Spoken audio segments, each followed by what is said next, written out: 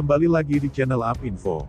Anak Mimin disebut mirip sketsa pelaku kasus Subang, benarkah itu Arigi?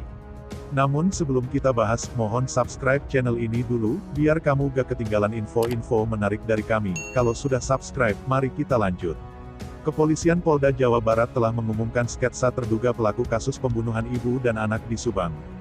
Sketsa pelaku pembunuhan yang menewaskan Tuti Suhartini dan Amalia Mustika Ratu dirilis pada Rabu, tanggal 29 Desember tahun 2021. Sosok yang tergambar dalam sketsa tersebut sontak membuat publik menerka-nerka. Malahan, tak hanya beropini, publik juga mencocok-cocokkan sketsa tersebut dengan sejumlah saksi. Publik pun menuding sejumlah sosok yang disebut mirip dan identik dengan sosok pria berwajah oval dalam sketsa tersebut.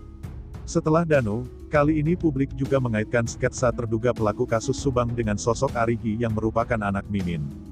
Diketahui, Mimin merupakan istri kedua Yosef. Rohman Hidayat meyakini sketsa ini sama sekali berbeda dengan Arigi.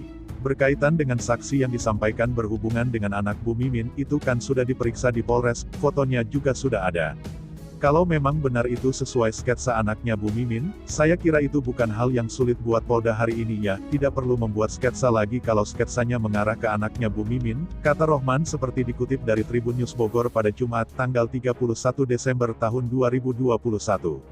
Lebih lanjut, Rohman pun meyakini ciri-ciri terduga pelaku yang dirilis polisi pada sketsa wajah tersebut sama sekali tidak mirip dengan Arigi.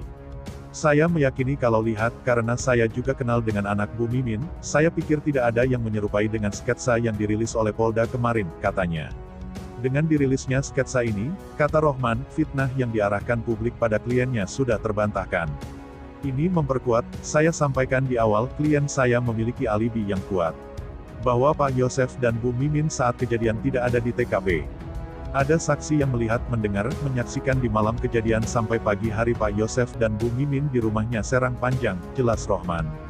Dengan dirilisnya gambar ini jelaskan, tampilan dugaan pelaku jelas usianya masih muda, sementara kalau melihat Pak Yosef seperti ini tampilannya, apakah cocok dengan yang dirilis oleh Polda? Silahkan teman-teman menilai sendiri, tambahnya.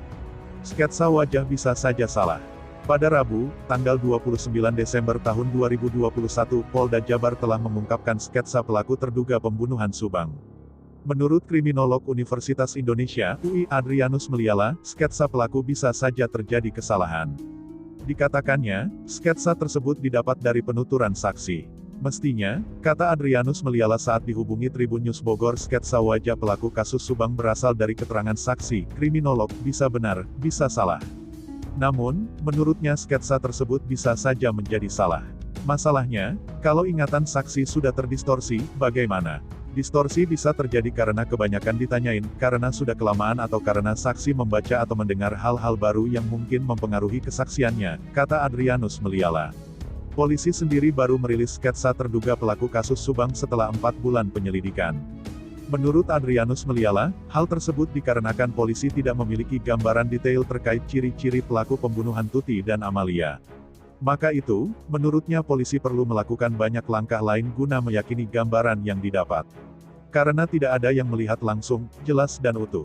Jadi polisi perlu melakukan konfigurasi dengan menggunakan beberapa hal. Keterangan saksi, dugaan tinggi badan rata-rata, dugaan berdasarkan bayangan atau siluet. Itu semua bisa benar bisa salah, kata Adrianus Meliala. Adrianus berharap, sketsa wajah tersebut benar-benar bisa menjadi titik terang dari kasus pembunuhan ibu dan anak di Subang. Betul, semoga menjadi titik terang, katanya. Gimana menurut kalian? Terima kasih telah menyimak video kami, nantikan video kami selanjutnya.